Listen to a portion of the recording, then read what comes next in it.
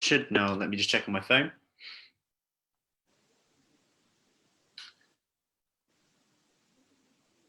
So let's have a look. Should be live. This is why I normally sing in our workouts and stuff. I can get a quick look and I just log straight back out. Right, yes, it's working perfectly. Brilliant.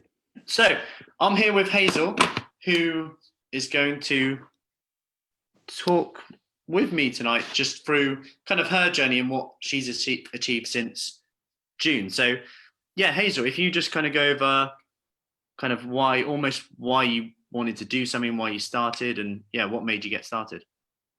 So what made me get started was about 6 or 7 years ago. I lost 3 stone and went from a size 16 down to a size 10 on Slimming World, and I kept it off for a year. Then we moved, and within sort of 2 years I put it all back on again. Thought I'd go back onto Slimming World, didn't work. Put a bit more on, thought I'd go back onto Slimming World, it didn't work, put a bit more on, decided I'd completely failed and I was just going to be fat forever, and didn't feel great about me, and my knees hurt and my shoulders ached and all of those sorts of things. And then you flicked up on Facebook a number of times saying you wanted to support women over 40, which so I flirted with the idea of going to Marlborough for probably 18 months. Yeah. As I drive through Marlborough most days on the way to work, and then thought, no, I'm too fit, I'm too unfit, and I'm too fat, and if I can't do Slimming World, why would I do that? And then in June, my granddaughter told me that she didn't ever not want to see me again. And I thought, COVID's here. If I get it, I'm going to fight it, and I need to be fitter. And a 7-day free trial came up with you, and I thought, what have I got to lose? Yeah. And so I went on to the 28-day kickstart after that, and then joined regularly, and it's been brilliant. Yeah, no, great. And you've obviously done everything from home, right? Yeah. Because of COVID. So you haven't actually been to a session. No. Were you skeptical of whether you would actually do it at home? Because I would say that's a big. Can I actually do it at home? I was skeptical about everything.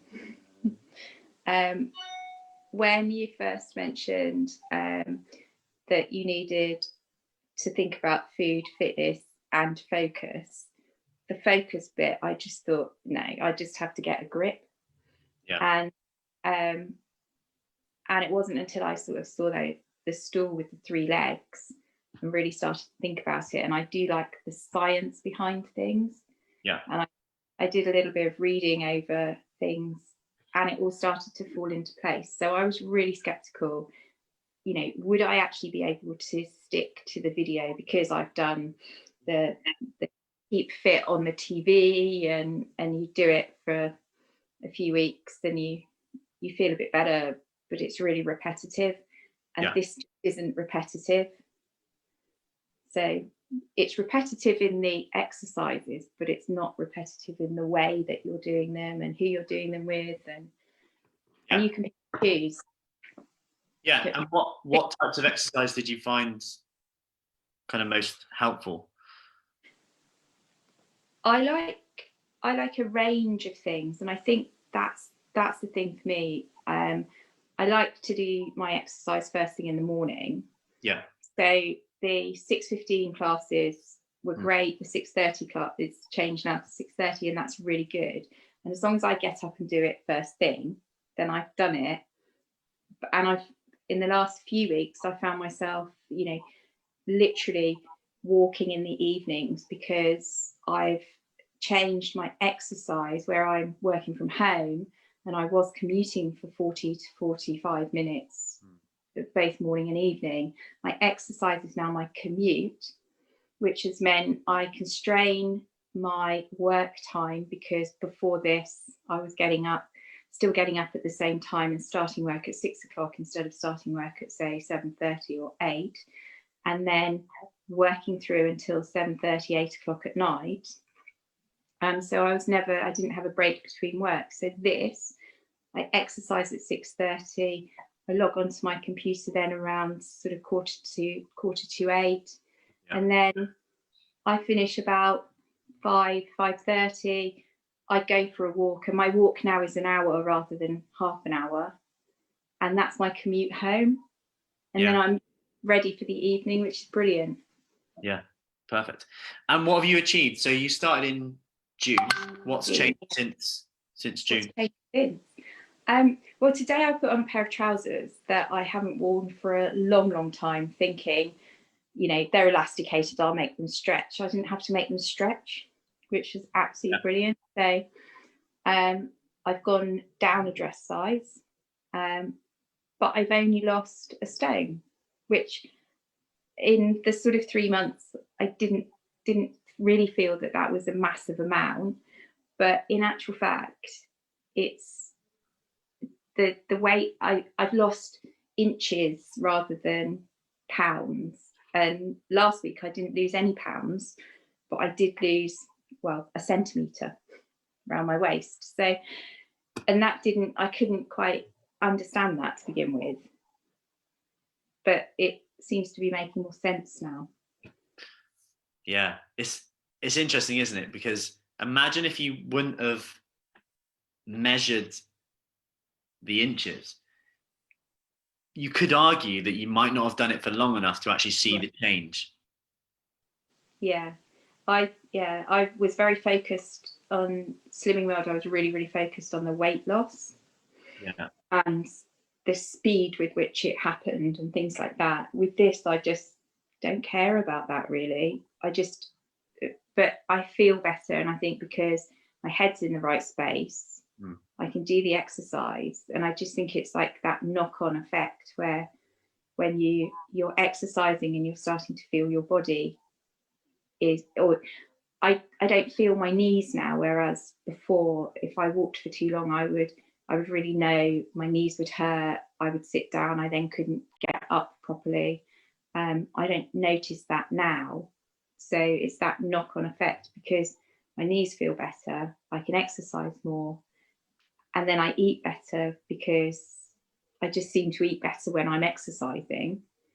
And it's just understanding that things like the really simple things that have helped are, whereas before I would have said to myself, you're on a diet, you have to drink water, you can't have squash, or you can't have a glass of wine or something like that. In my head now, so tonight I've got a glass of squash because in the evenings, that's when I would hit the crisps or the ice cream. So a glass of squash seems to stop me from doing that. And it's better than crisps and ice cream or a glass of wine. So who cares if it's not quite as good as the glass of water? Yeah. I couldn't get that in my head to begin with, but now it sort of seems to make sense. Yeah, no, it totally makes sense. And it's like we often call it like that perfectionism, don't we? We almost like portray it as this, it's because I'm just a perfectionist, so I can't do it. So I won't be able to do it because, we have to give up. We have to do that. But actually, what you're saying almost is actually, what's the alternative? And then you'll realize if it's a good choice or not. If you just ask the question, what's the alternative? Because the alternative is crisps and biscuits. The squat going to work for me. And I bring it up quite a lot when, you read an article somewhere, it'll be a buzzy headline on, in the media, and it'll say like, sweeteners do X, Y, and Z. So then we're scared of that. And then it's like, we can't eat chocolate and biscuit. We can't eat this. We can't eat. So we end up going down one way, and then that almost the good causes the bad times 10. And it's almost knowing your own, I hate to say the word rules, but your own rules, so that you know essentially what works for you. Yeah. Because it doesn't have to be perfect to get results. No, and I think that's what I really enjoyed, is that you just, you can have a bad day. And I mean, I was doing an exercise class with Julie the other morning, and I really didn't feel like doing it.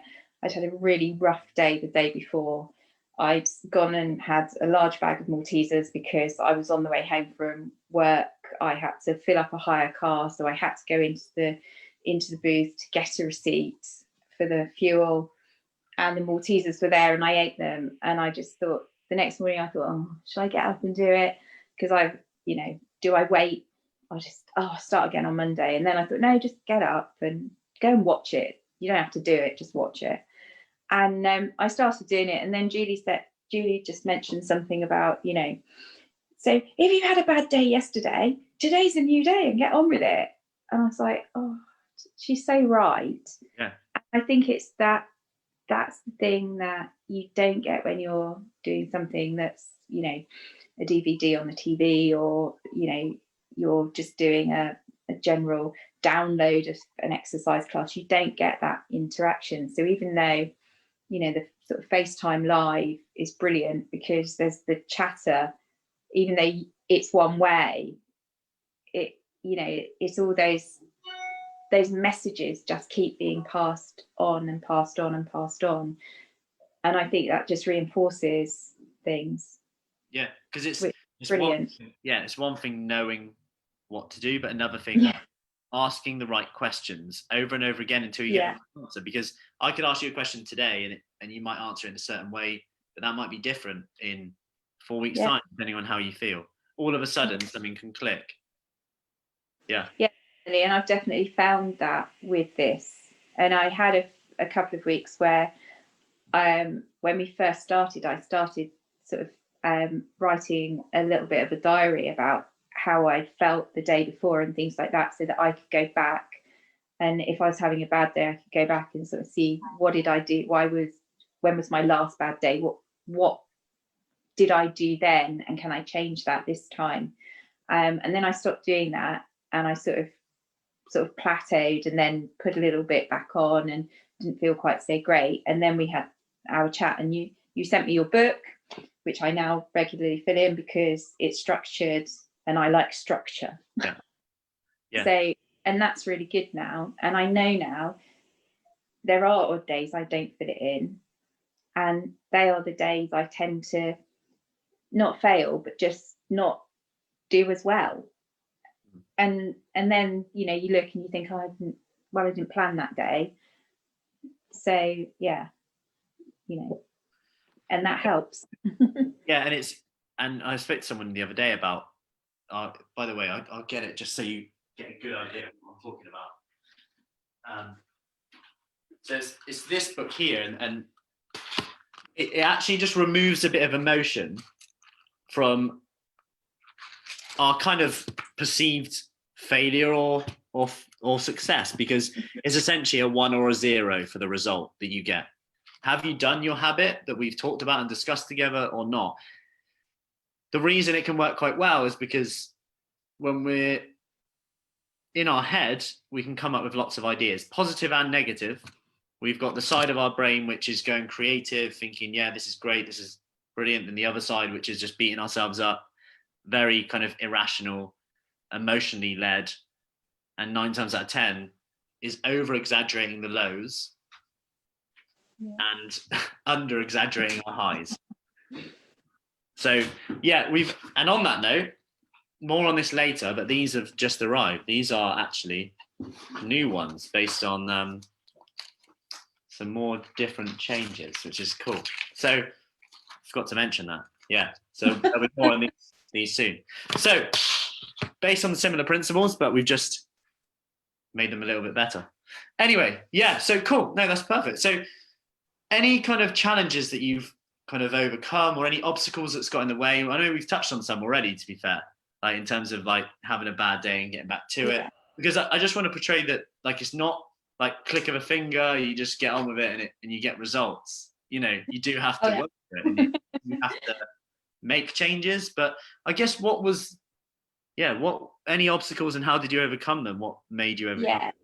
So the biggest obstacle for me is going back into the office. So the days that I'm in the office, I struggle because it's like, there are road bumps in the way all the time, and they are chocolate or their crisps or their somebody's, oh, we haven't seen you, let's go for a coffee, let's have a cake, that type of thing, which is, and it, so I have to have found this today. I've had an absolute success, because every time I've been into the office, I have not done as well as I had hoped I would. But today I have, and that's because last night I said to myself, right, we're having beef stew because the weather's been horrible and now it's lovely and sunny again. So, but I got it all ready. I put it in the slow cooker. So it was all ready when I got home from work. I pre-prepped my breakfast, my snacks, all of that. I changed my salad to a sandwich because we've discussed before, if I take a salad into the office, I end up having lots of meetings, and it's really difficult to eat a salad whilst you're having a meeting, but it's really easy to eat flapjack. Yeah. So I have not had flapjack today, which is really good, but I did have a very salady sandwich, which actually was really nice because I don't really have bread. Yeah. So it was really, really nice. And yeah, I didn't end up eating my snacks which were carrot sticks, and because I didn't have time. So that's absolutely fine. They're in the fridge again for tomorrow. So that's the big thing that I've done. And I've started planning. So I write in the book the evening meals we're having, and I also write in now when I'm in the office, so that I make sure that I've either got something that is out of the freezer that can be microwaved, or something that is in the slow cooker, so I don't have to think about it when I get home. And that's where I fail, where I think about something, and by the time you've thought about it, you've got something else, or Mark and I end up with cheese and biscuits and a glass of wine, which is probably not the best evening. Yeah, because I mean, and that prep the prep that you have to do is hard. Yeah, because you're gonna have to take time anyway, aren't you? Because we worry about stuff like, what if I lose time? Yeah. If I have to plan my meals, but actually, you're gonna have to use time anyway and energy in the moment when you get home from work, when you're tired and stressed. So why not make that decision when you're in a better place? Because you, like me, probably want to have more energy, sleep better. But for some reason, we almost sell it to ourselves that it's easier. And I'm guilty of this too. When we moved house the other week, I was holding on to the excuse of, we're moving house, so we ain't really got all the stuff yet to cook. And I was like, I'm still eating out of like supermarkets, like on the go stuff at the moment. I have no excuse to do that anymore. And I noticed it in my energy as well. Yeah. That was the big one. The other one was just making sure that I do have a glass of water next to my desk, because if it's there, I'll drink it. If it's not there, I won't. Yeah, I've just drinking a glass. So that was sort of a big thing, and certainly at the very beginning, when you were sending through the messages to say it's time to have a glass of water, it's a real sort of click. I do need to drink, and now I just find myself doing that naturally. And again, just when I'm working from home, because I have my setup in the kitchen, it's pretty easy to just get to the fridge. But what I do now is I just do myself a small dish of snacks, whatever I happen to be having, and they are close to me. But I know if I can see them, I know that's what's there, and it just makes it easier, and it stops you from getting up and going to the fridge and thinking, oh, actually, that looks a bit nicer than, having to peel a carrot or. It's decisions, isn't it? It is. Because if you've just made the decision that that's what you're having, that's what you're having. Whereas if you're like, don't eat, I'll just have that, then it's that you've just opened a can of worms and you're in. Even if you were saying, right, I'm going to have a sandwich, like, bring the sandwich one up, because a lot of the time people think, I can't do it, I wouldn't want to give up bread and stuff, but you don't need to. And your point proves it exactly, in that you're having the sandwich because it's easier, it's convenient for you. It's also, a sandwich in itself isn't too bad at all. Like, it's quite a balanced meal, but it's about knowing kind of what works for you, but also that actually restricting it might not be the answer. And as we kind of figured, it doesn't work for you with kind of your work time. And actually, you can have a salad and then flapjacks, then feel like, oh, I've just had that, I've had that now. Or just have the sandwich. Yeah. Yeah, and it reminds me of, I remember it's a few Christmases ago. No, last Christmas. Someone said to me, oh yeah, I was at the party and I was like, all right, I'm not going to have the mince pie, but I really want it. And then they were like, oh, so I was having some few nuts and stuff, and then had a few more nuts. Then I ended up having the mince pie anyway, but just a whole load of nuts before, almost priming yourself to do it. And if you'd have just said, I'm going to go to there, I'm going to have a mince pie, Yeah. I guarantee you'd have been happily satisfied and done. Because it's rare that you say, you know, if I have one mince pie, I need 10. That's really if you're trying to have none. Yeah. Whereas if I just say, okay, because no one feels more satisfied having 10 mince pies than one, really. Yeah. So, cool. No, perfect. That is all good. So anything else you want to kind of add to that? Anything else you would say to anyone else who was kind of thinking, oh, I'm not sure if I can do it? I think the thing that really worried me to begin with was the fact that when you're in an exercise class, somebody is actually there and can see what you're doing and things like that, and can see if you're in the right, you know, you're sort of in the right position and things like that. And it was a worry when I first started that, you know, am I doing this right and things like that. But I do find it absolutely hilarious because I can't do a squat now without having my big toes up and my heels in the floor. Yeah. And what I found really good is that, you know, all the time you're being sort of told this is where you should feel it, those sorts of things. And then the sort of Zoom meetings and the chats with you where, you know, you sort of emphasize those things. And having started doing the Zoom meetings the Zoom classes on a Saturday, I found them really, really useful.